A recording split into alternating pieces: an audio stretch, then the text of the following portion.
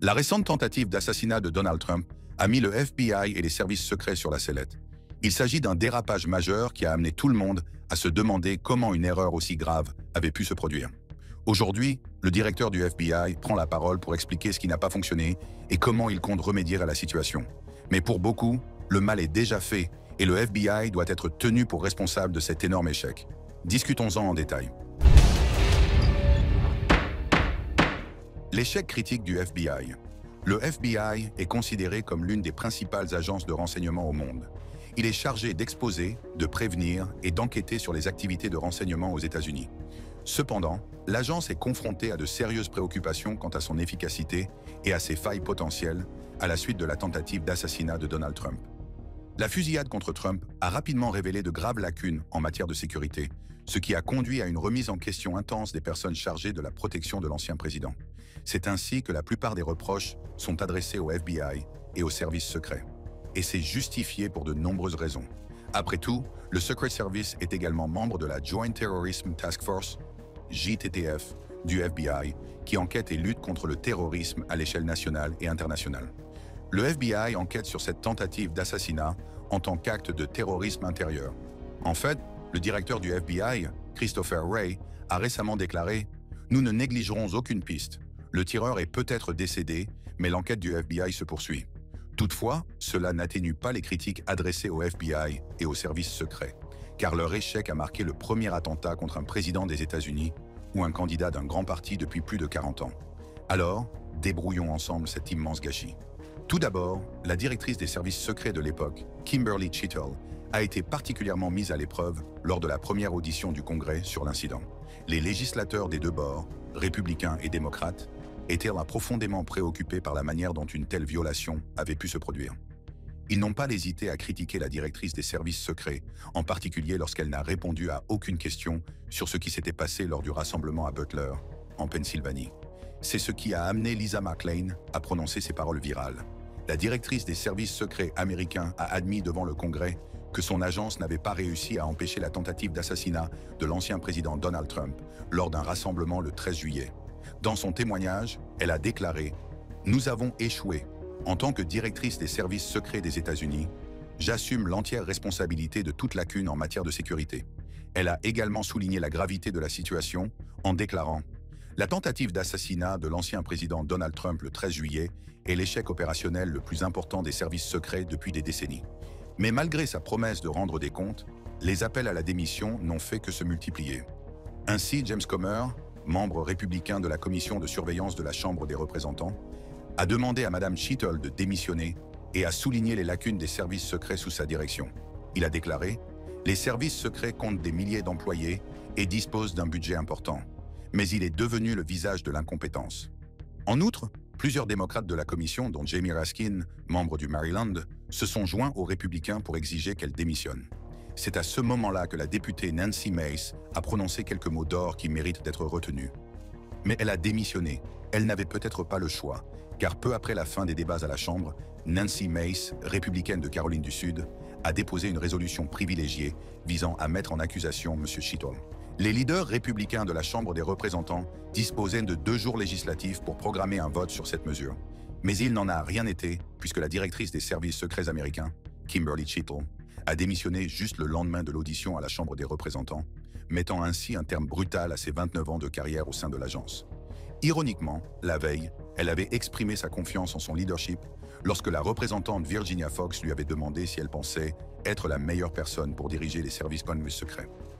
Madame Cheatle a répondu avec assurance « Je pense être la meilleure personne pour diriger les services secrets à l'heure actuelle. » Peu après la démission de Kimberly Cheatle, Ronald Rowe Jr., directeur adjoint des services secrets américains, a été nommé directeur par intérim pour diriger l'agence pendant ce qui est considéré comme la période la plus tumultueuse de son histoire.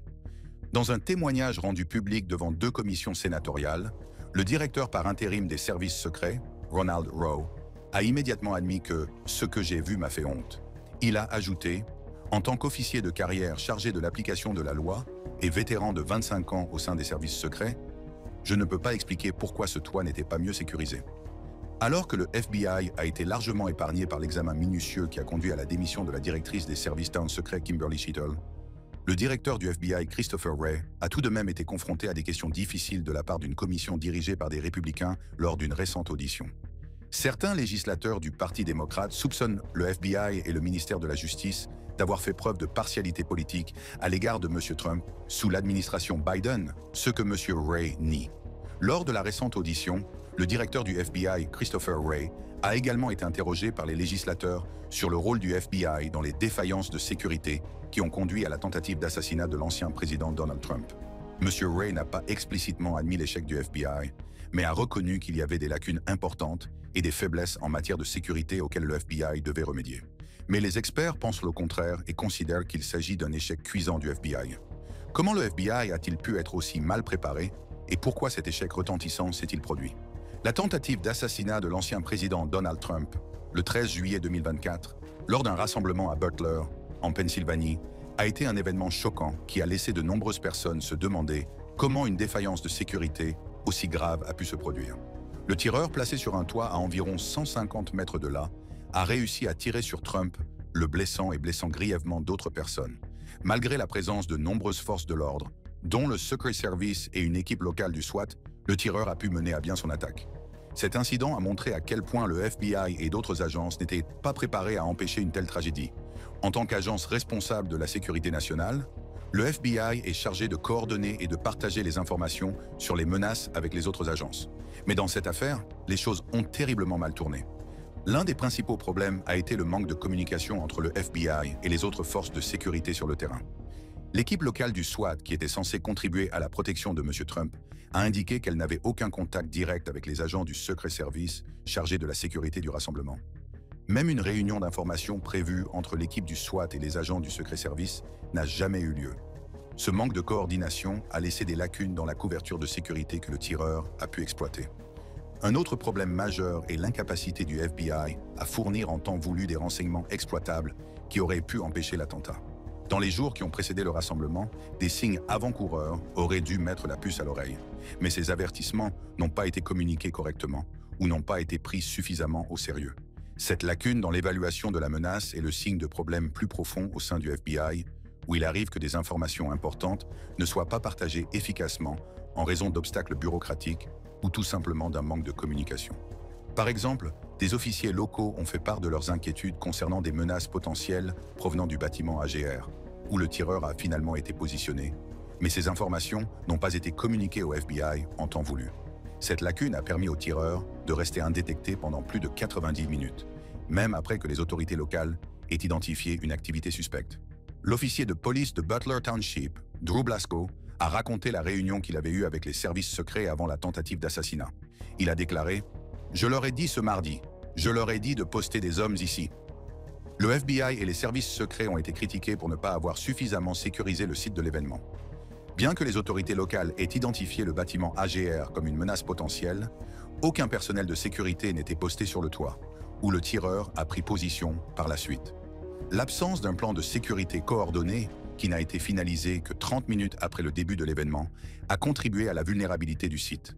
Le FBI a fait l'objet de nombreuses critiques parce qu'il n'a pas réussi à établir un mobile clair pour le tireur, alors que plus d'un mois s'est écoulé. Le FBI a eu du mal à identifier un motif clair pour l'attaque, ce qui complique l'enquête et soulève des inquiétudes quant à la rigueur des vérifications d'antécédents et de la collecte de renseignements. Le tireur, qui avait des antécédents de troubles mentaux, n'a pas laissé d'indications claires sur ses intentions, ce qui empêche le FBI de fournir une explication concluante. Sur cette question importante, le directeur du FBI a récemment déclaré « Nous ne connaissons pas le mobile. C'est évidemment l'une des questions centrales de notre enquête, et nous avons été très frustrés par le fait qu'un grand nombre d'endroits où l'on trouve habituellement des fruits faciles à cueillir n'ont pas donné d'indices significatifs sur son mobile. » Si l'agresseur de Donald Trump, Thomas Matthew Crooks, 20 ans, a été tué sur le coup, sa tentative d'assassinat a donné naissance à de nombreuses théories du complot. Certaines d'entre elles pourraient être vraies ou peut-être toutes fausses. Laquelle a le plus de poids selon vous? Spéculation autour de la tentative d'assassinat de Trump. Tout d'abord, abordons la spéculation la plus courante. Un groupe de législateurs républicains a accusé le président américain Joe Biden, suggérant que sa rhétorique de campagne a joué un rôle dans la tentative d'assassinat de Donald Trump. Ils ont désigné M. Biden et les démocrates comme étant en partie responsables de l'incident de tir visant Trump.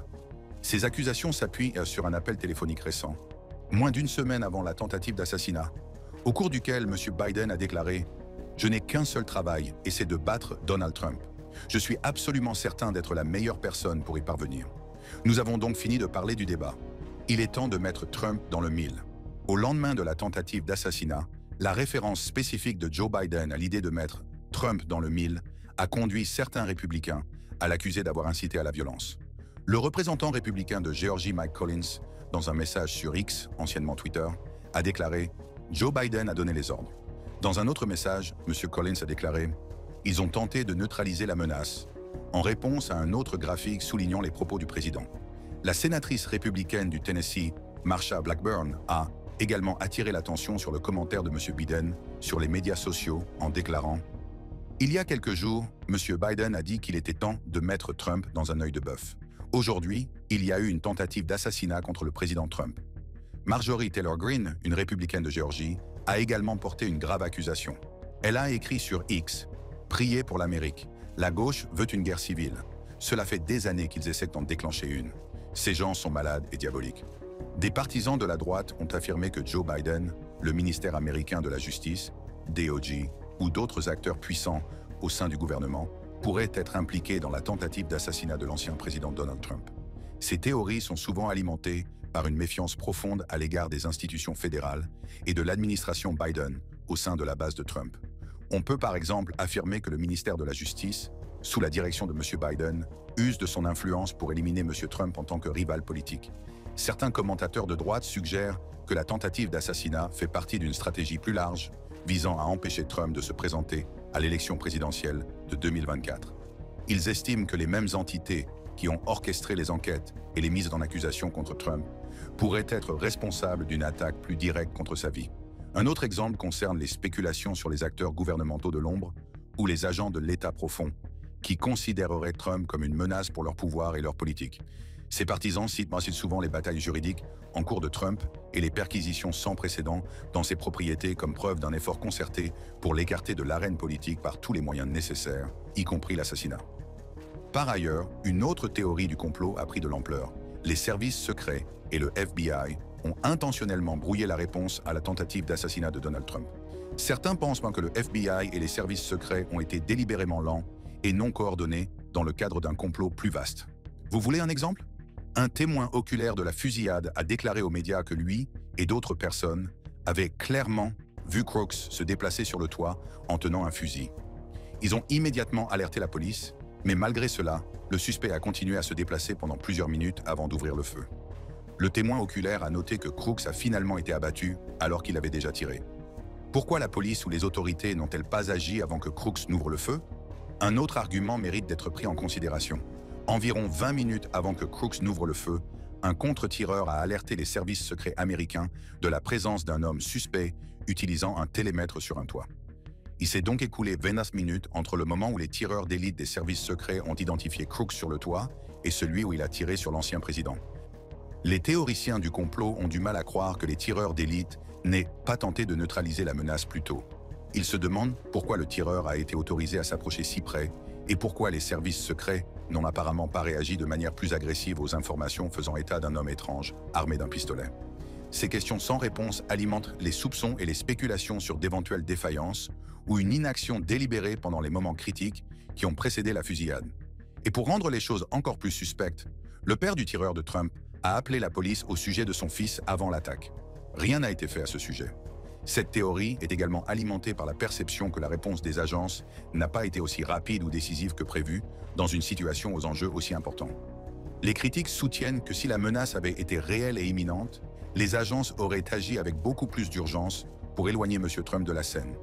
Au contraire, la manière relativement calme dont M. Trump a été escorté hors de la scène est citée comme une preuve que le FBI et les services secrets pourraient avoir intentionnellement laissé la situation s'envenimer, peut-être dans le cadre d'une conspiration plus large impliquant d'autres acteurs gouvernementaux ou de l'ombre. Cette théorie s'appuie sur les soupçons qui pèsent sur la loyauté et l'efficacité des services secrets et du FBI sous l'administration actuelle. Et si vous pensez qu'il s'agit là de spéculations de quelques partisans de droite, attendez d'entendre ce que Donald Trump a à dire à ce sujet. Il y a tout juste 2 mois, Trump a envoyé un courriel de collecte de fonds dans lequel on pouvait lire « Le ministère de la Justice était prêt à le tuer ». Il a également écrit « Vous savez qu'ils ont envie de faire l'impensable et a ensuite reproché à M. Biden d'avoir autorisé cet ordre. Il a écrit « Joe Biden était prêt à m'éliminer et à mettre ma famille en danger ». En outre, des personnalités du Parti républicain, telles que Marjorie Taylor Greene, se sont fait l'écho de ces sentiments, affirmant que le DOJ et le FBI de M. Biden préparaient l'assassinat de M. Trump. Ces allégations, bien que dépourvues de preuves substantielles, font partie d'une liste croissante de théories du complot, suggérant que les autorités fédérales travaillent activement contre Trump. D'autre part, les théories conspirationnistes de gauche entourant la tentative d'assassinat de Donald Trump affirment que l'incident a été mis en scène par Trump lui-même, peut-être avec la coopération du FBI, pour s'attirer la sympathie et le soutien de la population. Ces théories suggèrent qu'il y a plusieurs incohérences dans l'événement qui indiquent qu'il s'agit d'un coup monté. L'une des prétendues preuves citées par ces théoriciens est qu'il n'y avait pas de sang visible sur le visage de M. Trump avant qu'il ne porte la main à sa joue, ce qui a conduit certains à supposer qu'il avait utilisé un pétard, un petit engin explosif souvent utilisé dans les films, pour libérer du faux sang. Toutefois, cette affirmation est difficile à vérifier sur la base des séquences vidéo disponibles, et de nombreux experts l'ont rejetée comme étant sans fondement. Un autre aspect de la conspiration concerne la réaction des services secrets lors de l'incident. Les critiques soutiennent que Trump a été autorisé à rester debout et à prendre la pause pendant qu'il était escorté hors de la scène, ce qui, selon eux, ne se serait pas produit s'il y avait eu une véritable menace de tireur actif. Ils affirment que le manque d'urgence dans les actions des services secrets indique que l'événement a été mis en scène pour faire de l'effet. Par ailleurs, certains théoriciens du complot d'extrême gauche et d'extrême droite ont prétendu que l'influence juive dans la tentative d'assassinat de Donald Trump était enracinée dans des tropes antisémites de longue date. Ce récit suggère qu'un groupe secret d'élite mondiale, souvent dépeint comme étant dirigé par des financiers juifs, orchestre des événements mondiaux majeurs pour maintenir leur pouvoir et leur contrôle. Cette théorie s'inscrit dans le prolongement de récits de conspiration plus anciens et discrédités, tels que les « Protocoles des sages de Sion », un texte antisémite notoire du début du XXe siècle qui prétendait à tort que les dirigeants juifs conspiraient pour dominer le monde. Dans le contexte de la tentative d'assassinat de Trump, les partisans de cette théorie allèguent que ces élites ont orchestré l'attaque dans le cadre d'un effort plus large, visant à déstabiliser les États-Unis et à empêcher Trump de reprendre le pouvoir politique. Ces théories continuent de séduire ceux qui cherchent des explications simples à des événements complexes. Mais là encore, on ne connaît jamais la vérité. Elle pourrait se trouver juste devant nous. Il est important de considérer que les théories du complot ne sont pas seulement des idées inoffensives. Elles peuvent avoir de graves effets à long terme sur les gens.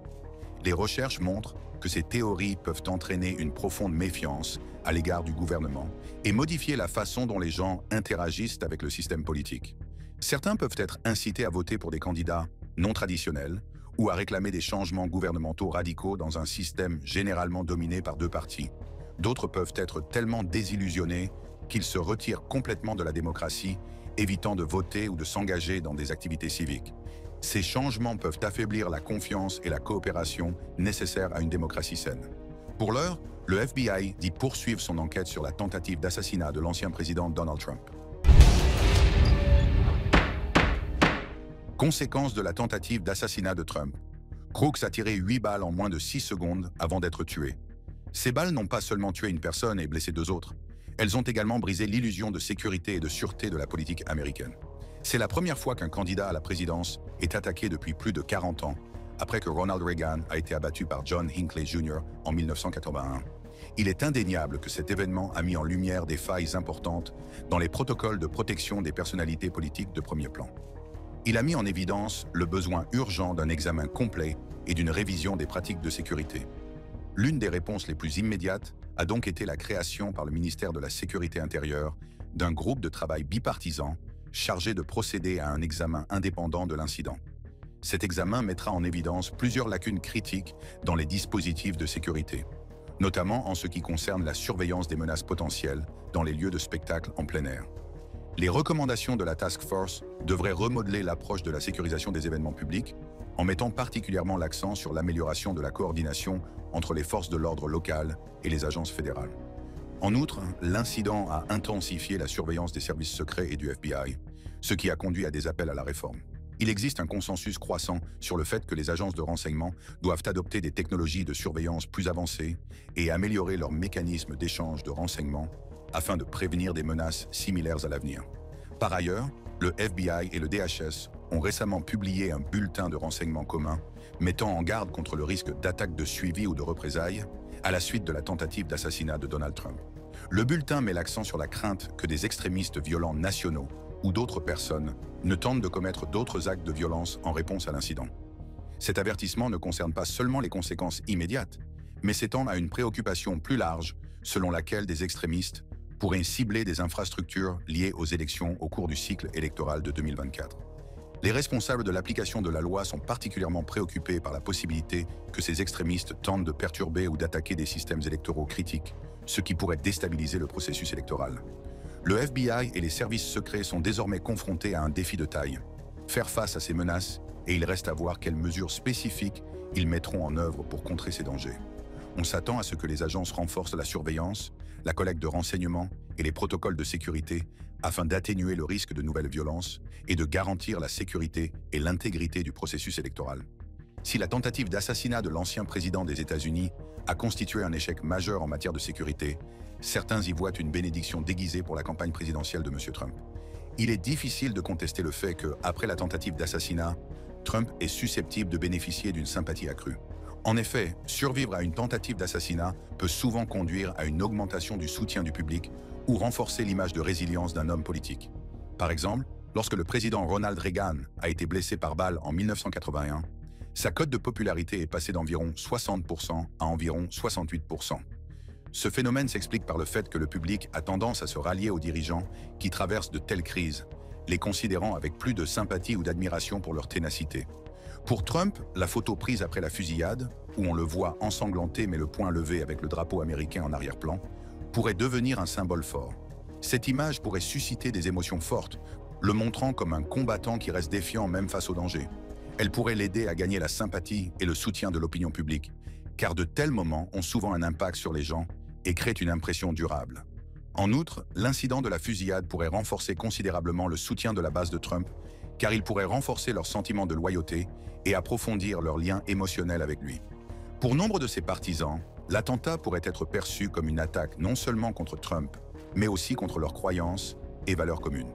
Il pourrait en résulter une base encore plus énergique et motivée, qui se rallierait à Trump avec un enthousiasme renouvelé en vue des élections prévues pour le 5 novembre 2024. La violence politique est une préoccupation majeure, surtout après la tentative d'assassinat de M. Trump. Cet événement a rendu les gens plus préoccupés par la colère et la division croissante dans la politique américaine. Les experts et les commentateurs craignent que si cette tendance se poursuit, les actes de violence ne deviennent plus fréquents à mesure que les tensions politiques augmentent. Cette situation souligne la nécessité pour les dirigeants et les citoyens de promouvoir un dialogue plus respectueux et constructif. Par ailleurs, Trump a insulté Biden lors de son premier rassemblement, depuis la tentative d'assassinat. Il l'a traité de stupide et de personne à faible quotient intellectuel. En outre, l'attentat a mis en évidence la nécessité urgente de s'attaquer à la facilité avec laquelle des individus dangereux peuvent avoir accès à des armes à feu.